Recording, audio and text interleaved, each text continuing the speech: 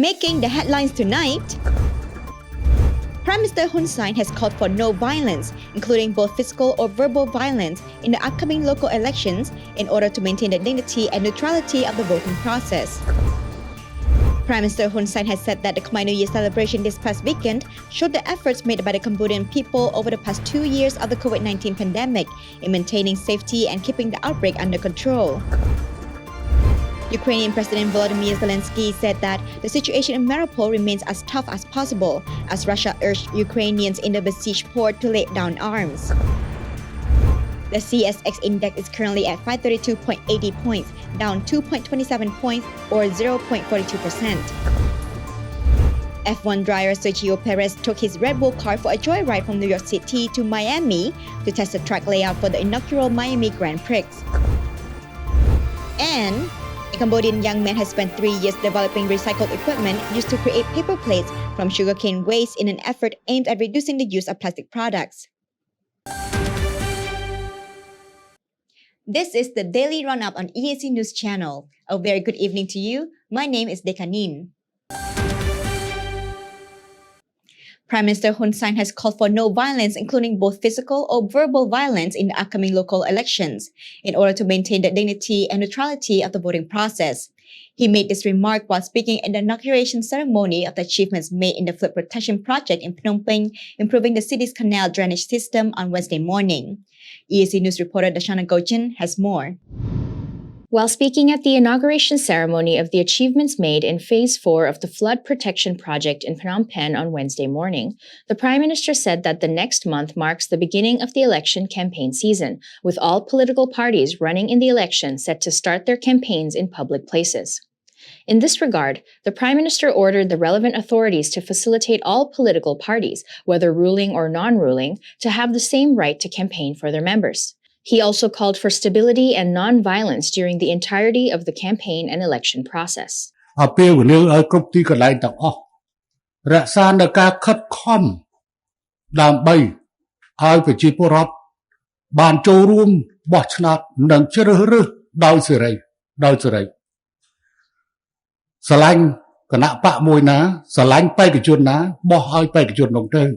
Prime Minister Hun Sen, who is also the president of the Cambodian People's Party, has announced that he will not participate in campaigns during this election season and leaves local party officials to campaign for their own respective votes.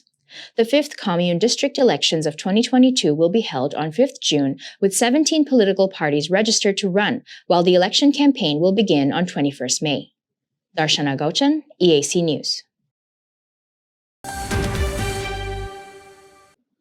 Prime Minister Hun Sen has said that the Khmer New Year celebration this past weekend showed the efforts made by the Cambodian people over the past 2 years of the COVID-19 pandemic, as well as their active participation in maintaining safety and keeping the outbreak under control. He additionally likened the preparation and celebration of the traditional Khmer New Year in 2022 to the liberation from genocide and victory over the war from the Khmer Rouge regime. EAC News reporter Anthony Ellis has the details. Speaking at the inauguration ceremony of the achievements made in the flood protection project in Phnom Penh Wednesday morning, the 20th of April, Prime Minister Hun Sen said that the fact that the people of Cambodia were able to enjoy the Khmer New Year festive this year explains why he decided to suspend the Khmer New Year celebrations in 2020 and 2021, the reason being to protect the lives of the people. នៅក្នុងកលៈទេសៈនៃឱកាសចូលឆ្នាំនោះខ្ញុំបានប្រកាសថាយើងកំពុងតែស្ថិតនៅក្នុងមាត់ជ្រោះមរណៈហើយសូមអវកបងប្អូននៅតាមផ្ទះព្រោះពេលនោះភាពសាហាវនៃ COVID-19 គឺខ្លាំងមែនទែនគឺមួយថ្ងៃឆ្លងរាប់រយនាក់ឡើងដល់ពាន់នាក់ស្លាប់បាននិយាយកាន់តែស្លាប់តែប្រហែលខែនោះអស់ជាង 3000 នាក់មិនមែនរឿងលេងសើចទេធ្ងន់ធ្ងរណាស់សភាពការនោះអញ្ចឹងបានជាអ្វីបងប្អូនមកដល់ពេលនេះទើបដឹងថាហ៊ុនសែនបានធ្វើការពីពេលមុនគឺដើម្បីអីដើម្បីសេចក្តីសុខរបស់បងប្អូននៅពេលនោះ នឹងនាំមកនូវការសប្បាយរីករាយនៅពេលនេះ Cambodia failed to celebrate the Khmer New Year in 2020 and 21 due to COVID-19 pandemic and because of the population had not yet been adequately vaccinated. The royal government launched a nationwide vaccination campaign in February 2021 following the 20th February community transmission event, which began the latest COVID-19 outbreak in the country. After 8 months, Cambodia had successfully vaccinated 100% of its target population, which allowed for the full reopening of the country on November the 1st of 2021. As the Khmer New Year celebrations went forward this year, more than 5.1 million Cambodians are reported to have travelled across the country for the holiday, according to a report of Ministry of Tourism. Anthony Ellis, EAC News. Prime Minister Hun Sen has said that as herd immunity grows stronger, the obligation to wear masks become no longer necessary. In this regard, he ordered the Minister of Labour at Samhain to work with the relevant authorities to establish a factory vaccination campaign to further strengthen the community's collective immune system.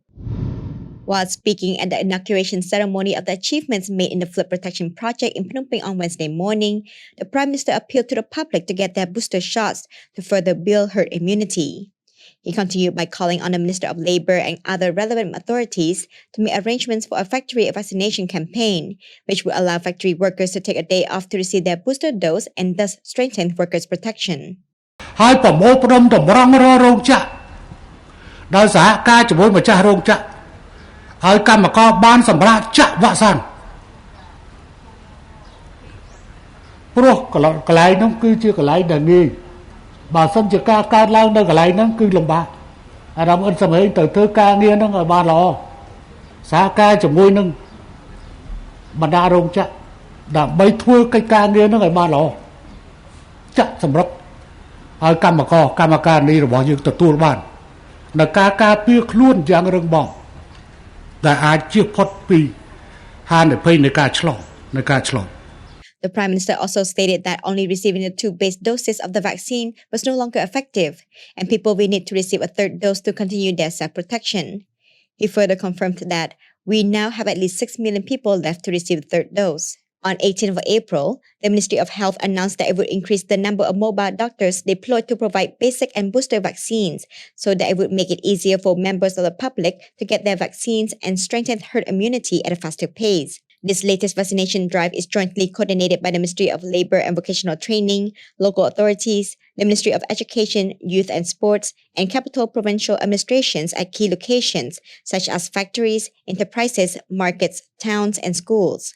As of Tuesday, 19th of April, Cambodia has vaccinated over 14.8 million people, which is 92.89% of its total population. Additionally, 8 million people have at least received their 3rd dose of the vaccine, and more than 1.2 million people have received their 4th dose. While speaking at the inauguration ceremony of the achievements made in the flood protection project in Phnom Penh, Prime Minister Hun Sen talked about the way Japan helped Cambodia pay off its debt and also rebuild the country. He revealed how Cambodia borrowed money from Japan but coming out of war was struggling to pay it off. Japan then helped Cambodia with this process and assisted the kingdom's development as well. EAC News reporter Dashana Gojin has the details. Speaking at the inauguration ceremony of the achievements made in the flood protection project in Phnom Penh on Wednesday morning, Prime Minister Hun Sen said that after the war in Cambodia ended, the kingdom had a debt to pay off to Japan, as Cambodia had borrowed money from Japan during Lon Nol's administration. This debt had at this point doubled with additional fines, and as a result, Japan had decided to stop giving loans to Cambodia. Prime Minister Hun Sen added that Japan rejected Cambodia's debt cancellation request, but said there was one way the Southeast Asian nation could pay off its debt, by selling Japanese materials and putting the money made from the sales back into the Japanese repayment account. Ultimately, however, the Prime Minister said that Japan decided not to take the money Cambodia made, but instead let the kingdom keep the money to develop the nation. The Prime Minister expressed his gratitude to Japan for continuously supporting Cambodia since attaining freedom from the Khmer Rouge genocidal regime until today. Darshana Gochan, EAC News.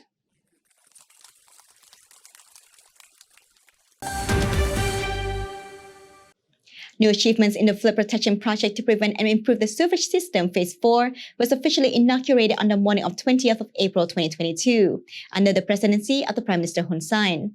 This project will facilitate the livelihood of the people from the floods and the blockage of drainage canals. EAC News reporter Anthony Ellis has more details. New achievements in the project of flood prevention and improvement of sewage system Phase 4 was officially inaugurated on this morning of the April 20th of 2022 under the presidency of the Prime Minister of Cambodia, Hun Sen. This project would facilitate the livelihood of people from the floods and the blockage of drainage canals.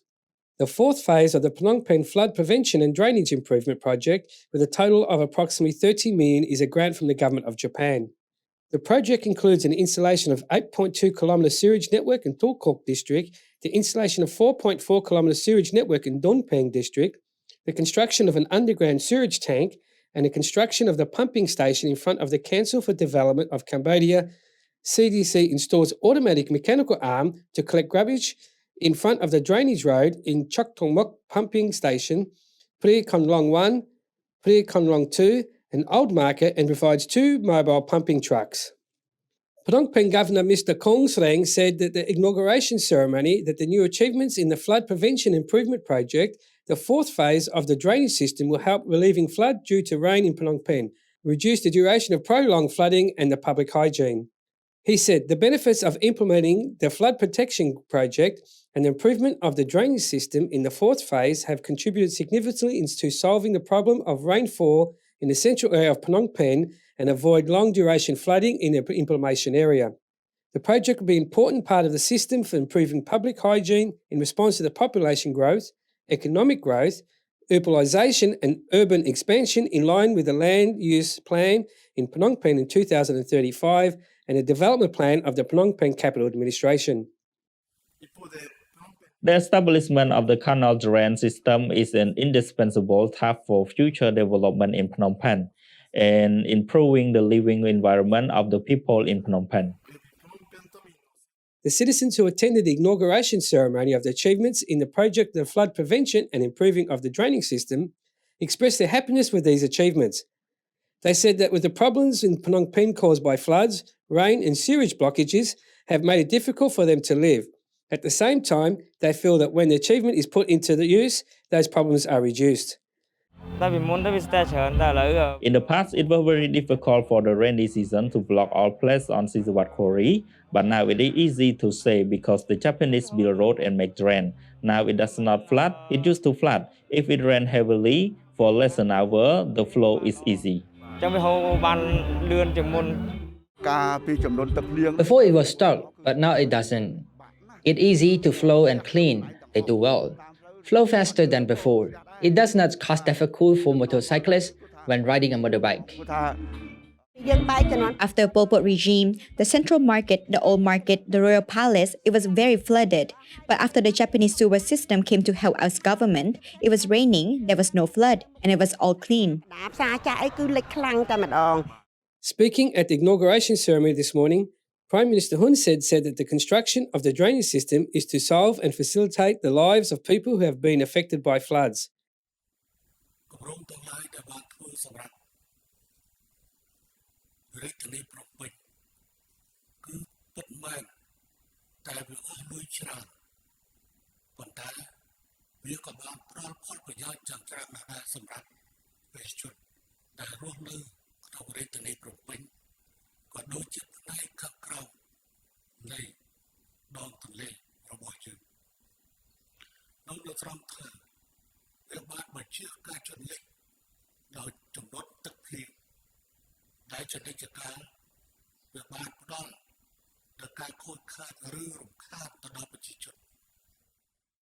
It should be noted that the construction project to prevent floods and improve the drainage system in Phnom Penh, Phase 4, was President of the Prime Minister Hun Sen on March 4, 2019. The project will take about 36 months to build, starting in December 1, 2018 and ending October 31st, 2021. Anthony Ellis, EAC News.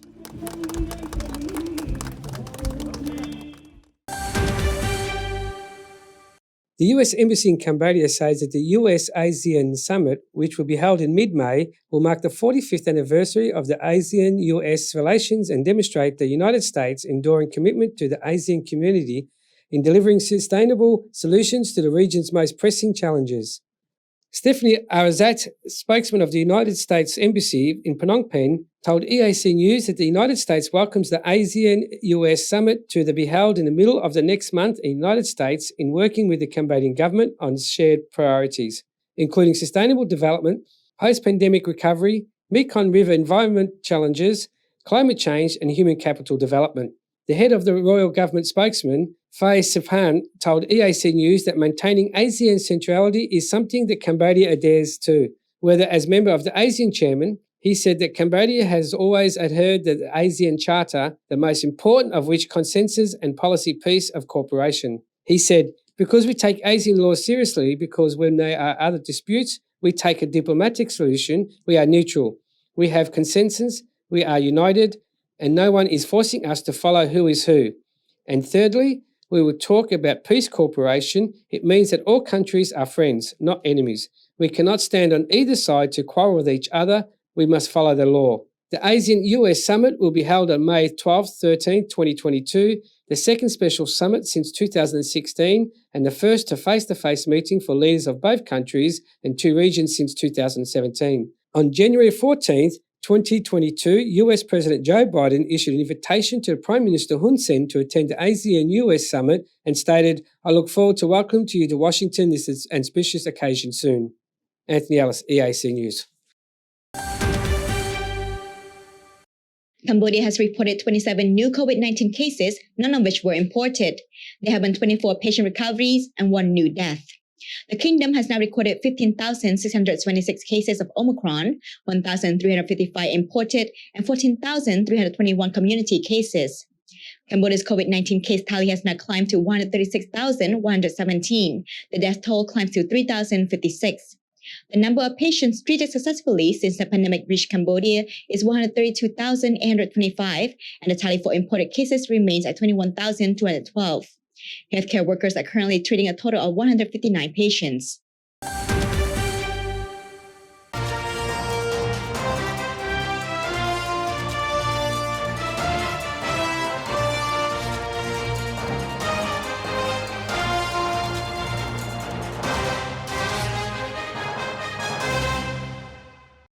Let's have a look at today's finance. The CSX index is currently at 532.80 points, down 2.27 points or 0.42%. The daily exchange rate is 4,045 real to the US dollars. Now a look at what else is happening in finance around the world. Wall Street ends higher as earnings optimism outshines rising yields. US stocks end high on Tuesday, 19th of April, as investors used positive earnings to advance Wall Street's main indexes and took relief from the two US Federal Reserve officials offering more dovish comments and interest rates than one of their counterparts. We're expecting the US stock market to be a little bit higher, let's call it between 6 and 7%. 4,800 on the SPX 500 index is our target for the end of year. So we think the market's going to be higher. But of course, between now and then, certainly the Ned Fed meeting, where they're probably we're going to hike 50 basic points, will be some uncertainty there. So in short term, I think it is going to be choppy by the end of the year. We think the moderate higher than we are right now. The SP 500 gained 70.79 points, or 1.61% to end of 4,462.48 points, while the Nasdaq Composite gained 287.29 points, or 2.15% to 13,619.65. The Dow Jones Industrial Average, 499.51 points, or 1.45% to 34,911.20. Rising bond yields, Ukraine crisis weigh on European shares. European shares posted their worst day in 2 weeks on Tuesday as rising bond yields, worries about the war in Ukraine and a batch of upcoming earnings kept investors on edge, while energy shares outperformed despite plummeting oil prices. The Pan-European lost 0.08% with a defensive stock including healthcare and consumer staples leading declines. All major regional equity markets were in red, but the index ended well at the off-season lows and energy shares rose 0.5% despite the 5% slump in crude prices, and as Wall Street opened strongly on an earnest boost. It's a general concern about rising yields. Bond yields in Europe and United States surged on Tuesday on expectations to tighter monetary policy. The World Bank and International Monetary Fund have both slashed their global growth forecast for 2022 following the Russian-Ukraine conflict. Against the backdrop of elevation inflation, expected rate hikes, and the Russian-Ukraine conflict, the World Bank has lowered its projected 2022 global growth rate to 3.2%, down from 4.1% projected in January, said the World Bank Group President David Malpass on Monday. Due to the high debt and deficit levels, 60% of low-income countries are already in debt distress or at high risk of it, and the debt crisis is expected to continue to worsen in 2022, Malpass said at a spring meetings media roundtable. The other big problem for global growth inflation, which is causing immense strain, policies need to be adjusted to enhance supply, not just increasing demand. Amid the Ukraine crisis, the World Bank chief said he is deeply concerned about developing countries which is facing sudden prices increase for energy, fertilizing and food, as well as likelihood of interest rate increases. IMF on Tuesday released a new World Economic Outlook report in which they downgraded its global growth forecast for 2022 to 3.6%, down 0.08 percent points from its January prediction. And Netflix subscribers fall a first time in a decade, shares plunged 23%.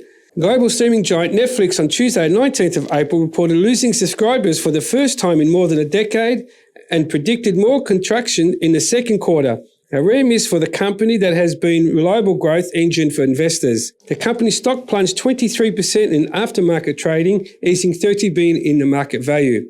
Netflix lost 200,000 subscribers in the first quarter, falling well short of the forecast, adding 2.5 million subscribers.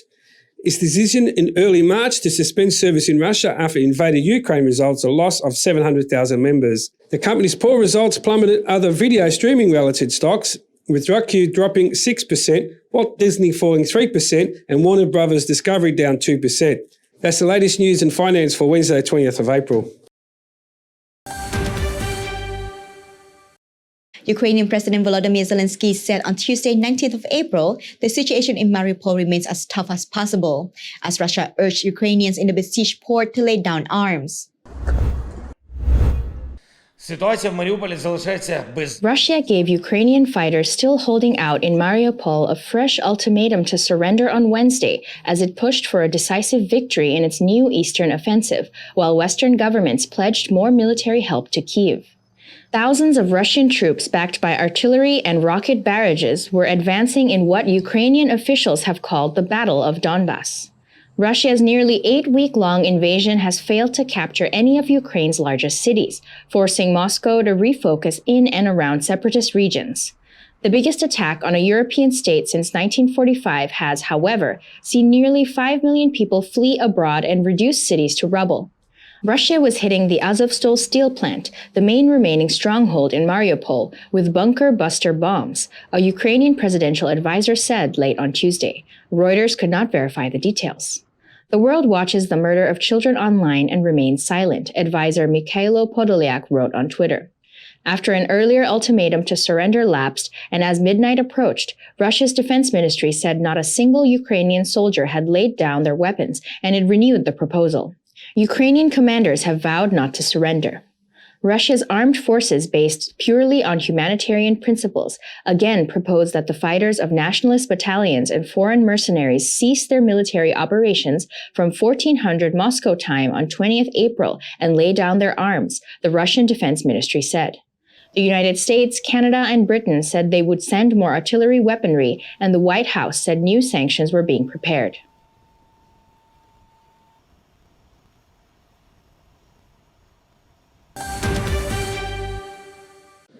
Sri Lankan police fired live ammunition to scatter protesters on Tuesday, 19th of April, killing one person and injuring a dozen more, as the country sought rapid financial assistance from the International Monetary Fund to ease a worsening economic crisis.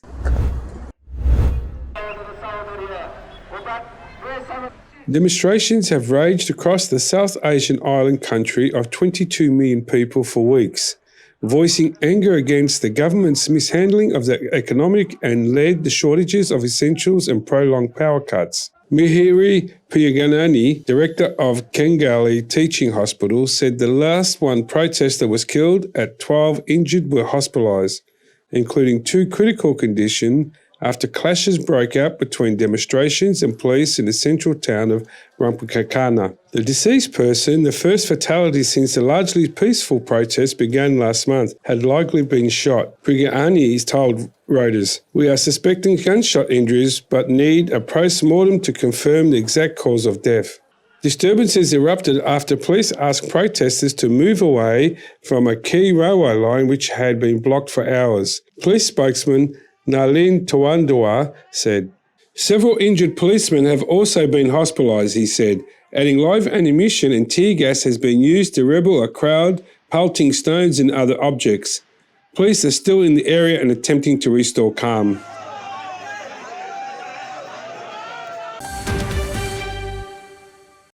Then, President Donald Trump attempted a coup on January 6, 2021, and that will be a centerpiece of committee hearings in Congress next month, said Democrat Jamie Raskin, a committee member who led the prosecution of Trump's second impeachment. On that day in 2021, Trump supporters stormed the U.S. Capitol building, encouraged by the Republican president in a speech outside the White House to protest formal congressional certification of Democrat Joe Biden's victory over Trump in November 2020 election. This was a coup organized by the president against the vice president and against the Congress in order to overturn the 2020 presidential election, Raskin said in an interview with Reuters. Climate One radio program and The Guardian newspaper when asked what he has learned so far from the committee's probe. U.S. Representative Benny Thompson, who chairs the Special House of Representatives committee organized by Democrats to look into events leading up to the January 6th assault, has told reporters that he expects public hearings to resume in May. "We're going to tell the whole story of everything that happened. There was a violent insurrection and an attempted coup, and we were saved by then Vice President Mike Pence's refusal to go along with that plan," said Raskin, a member of the House Special Committee. It was unclear whether Raskin during the interview was expressing only his thoughts or the thinking also of fellow makers serving on the Special Committee made up of 7 Democrats and 2 Republicans. In July 2021, a new book said senior uniformed military leaders had been concerned about a potential coup. But in a statement then, Trump said he had never threatened or spoken to anyone about a coup. Shortly after organizing last year, the House panel held an initial hearing with testimony from 4 police officers who said they were beaten and taunted with racial insults as they tried to defend the Capitol from attackers. The violence capped months of Trump arguing the election had been stolen from him through massive voter fraud, a claim he still asserts despite its rejection by numerous court rulings, Trump's own Justice Department, and recounts sanctioned by his fellow Republicans. Raskin said the hearings will lay out for the public the steps the former president and his associates took to try to stay in power despite a clear-cut defeat. Had the riots succeeded in preventing the certification, Raskin said, Trump was prepared to seize the presidency and likely declare martial law. He said the committee had yet to decide whether to try to seek testimony from Trump or Pence. Every 4 years, the vice president is charged with overseeing the formal count in Congress of presidential elections. Pence rejected pleas to set aside the November 2020 result, which would have paved the way for the House of Representatives to in effect conduct a second election, with Republicans holding an advantage that could have installed Trump for a second term. The attack left 4 people dead on January 6th. One Capitol police officer who fought with rioters died the next day. About 800 people have been charged with crimes relating to the attack. The House panel has collected more than 100,000 documents, with investigators conducting more than 800 interviews, according to lawmakers. "We don't have a lot of experience with coups in our own country, and we think of a coup as something that takes place against a president," Raskin said. But January 6, 2021 was different, he said, because it did not involve the military or other faction attacking the president. It's what the political scientists call a safe coup. It's a president fearful of defeat, overthrowing the constitutional process, Raskin said. The House of Representatives twice impeached Trump, the second time following the Capitol assault. The U.S. Senate acquitted Trump both times. At political rallies since then, the former president has dropped hints he might run again in 2024.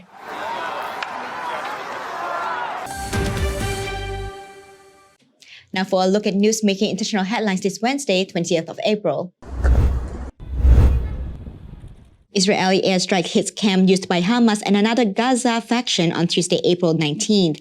Palestinian sources said after hours, the Israeli military said it had shot down a rocket fired from the Gaza Strip. The military said one target was an arms manufacturing site. No one was hurt. The rocket launch was the first such attack in months as tensions over a Flashpoint Jerusalem shrine drew angry pro-Palestinian rhetoric from Jordan and U.S. mediation efforts. No Gaza faction claimed responsibility for the launch, which followed warnings by the dominant Hamas Islamists of reprisal for Israeli conduct around Jerusalem Al-Aqsa Mosque compound. Since Friday, April 15, Al-Aqsa, also revered by Jews as a vestige of two ancient temples, has seen confrontations between Palestinian stone throwers and Israeli riot police, recalling the violence that helped fan a Gaza war 1 year ago. Palestinians accused Israel of encroaching on Al-Aqsa during the Muslim holy month of Ramadan. Israel says Palestinian protesters seek to disrupt Muslim prayer for political ends and to prevent visits by Jews who are now celebrating Passover. The tensions complicate Israel's security ties with Jordan, which is the custodian of Al-Aqsa and has a Palestinian majority. Russia will retaliate against Poland if its embassy in Warsaw stops working because it cannot receive fresh funds from Moscow, its ambassador warned on Tuesday, 19th of April. In March, Poland expelled 45 Russian diplomats over allegations of working for Russian intelligence and blocked the embassy's bank accounts. Moscow, which dismissed the accusations and baseless, retailed in kind. We have some cash reserves, but they are not unlimited unless the situation changes. After some time, it may happen that we shall not be in a position to pay our bills, Sergei Andreev, 63, told Reuters. And it should be clear that as soon as our embassy stops functioning here, the same will happen to the Polish embassy in Moscow, he added. Andreev did not specify how soon the embassy may run out of cash, but added that about 3/4 of the Russian officials who had diplomatic passports were expelled from Poland. He said that Poland's stance towards Russia since the Ukraine's crisis began on February the 24th was particularly hostile compared to other international partners. Poland's decision to expel the Russian diplomats followed similar decisions in Baltic states and Bulgaria.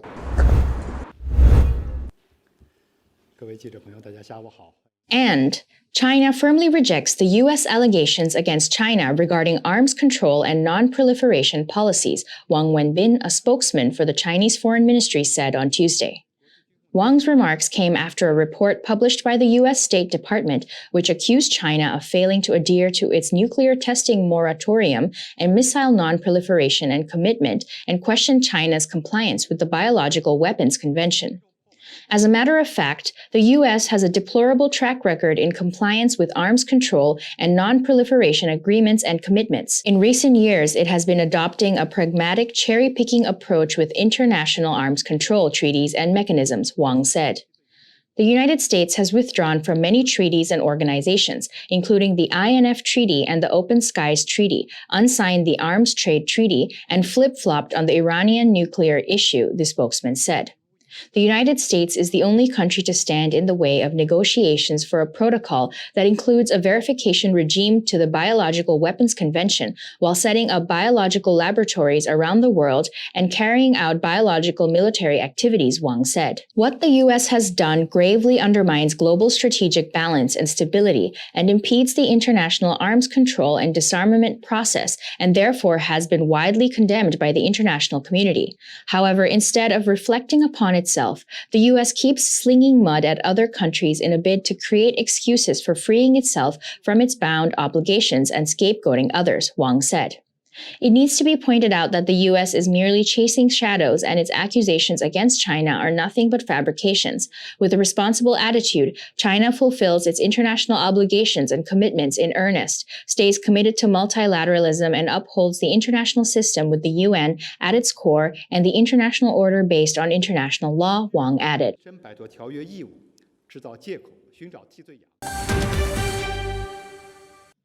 After the break, a look at all the latest sports news.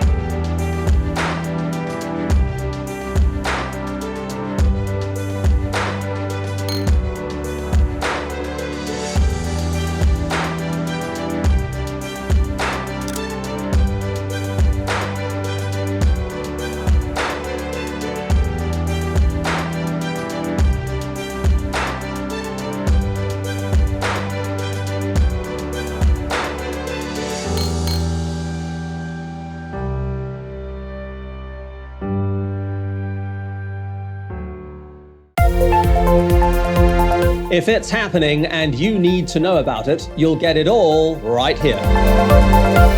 EAC News brings you updates and breaking news in English across all of our platforms and channels. The EAC News app, YouTube, Facebook, Telegram, Twitter, and our website www.eacnews.asia. Join me and the rest of the EAC News team every day on your favorite channels.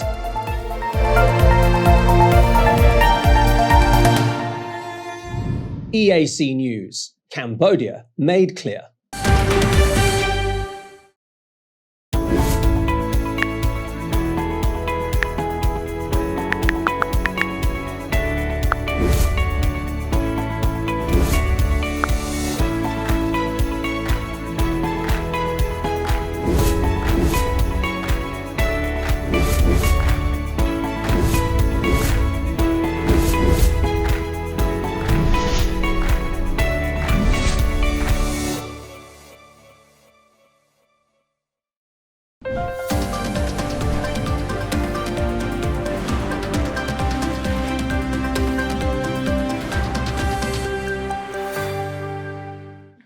F1 driver Sergio Perez took his Red Bull car for a joyride from New York City to Miami to test the track layout for the inaugural Miami Grand Prix taking place on the 8th of May.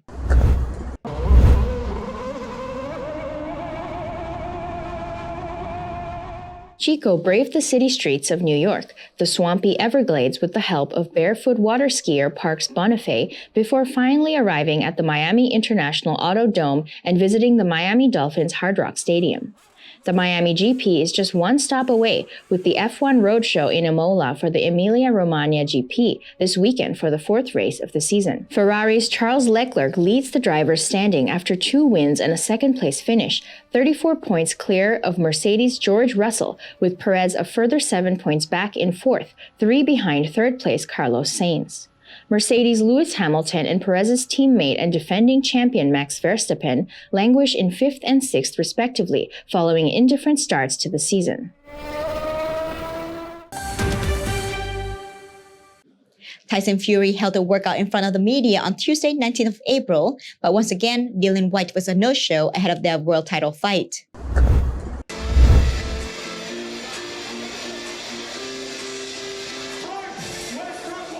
Whyte had previously not attended a promotional press conference for the British pair's WBC World Championship fight after disagreements with the promoters about the size of his share of the purse. The undefeated Fury, 31 wins, 0 draws, 1 loss, who beat D'Anthony Wilder and become WBC champion, will face mandatory challenger Whyte after the deal to fight Ukraine WBA, WBO, IBF and IBO champion Aleksandr Usyk for the undisputed heavyweight title fell apart. Whyte has been waiting years for a shot at the world title, the WBC's top-ranked contender. After months of drawn-out negotiations, Fury's co-promoter Frank Warren won the purse to bid in January with an offer of $41 million, beating Whyte's promoter Eddie Hearn, who was the only other bidder. Fury is now set to receive 80% of the purse and Whyte the remaining 20%. The fight will take place at London's Wembley Stadium on the 23rd of April.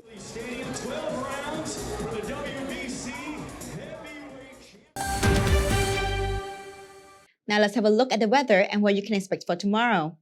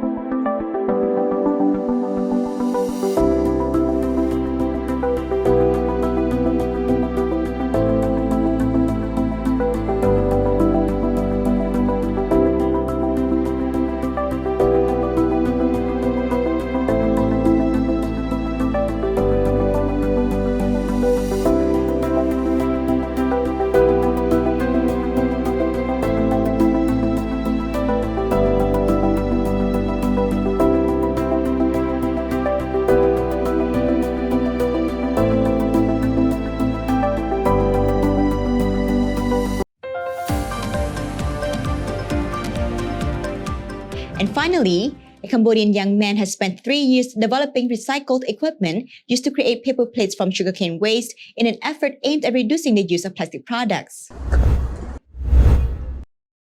Tang So-Chiet, founder and managing director for MG Pacific Company Limited, said that he scavenged and hunt for old machines from the market to car repair garages to make improvements on. He hopes that his efforts would show consumers the benefit of recycling waste and significantly reducing pollution levels. So-Chiet saw that Cambodia has increased its usage of styrofoam dishes, which take 700 to 800 years to dissolve. He hopes that people will understand the need to switch to something more sustainable. MG's paper plates are made by cleaning the sugarcane waste, pressing it in a machine with a pressure of up to 10 tons, heating it up to 200 degrees Celsius to kill germs, and waterproofing the product. So-Chiet said that currently the hardest task he is tackling is how to lower the price of his product. Since the production is small scale, the cost of production is high. However, if consumers appreciate and value the product, they will be able to grow the production and make it cheaper. ហើយពេលនោះចានយើងនេះទីមួយយើងសម្អាតសម្រាមដែលគាត់ត្រូវតែការអំពៅគាត់ដុតបំពុលបរិស្ថាន First, we clean up the trash of sugarcane waste that is usually thrown away to rot or burn into pollution. Second, we create more local products and thus create more jobs. បង្កើននូវផលិតផលក្នុងស្រុកបង្កើននូវការងារ Mok Janna, a seller of sugarcane juice, said that he collected sugarcane waste for So-Chiet's company instead of throwing it away like he used to. He is happy to contribute to recycling for the benefit of the environment.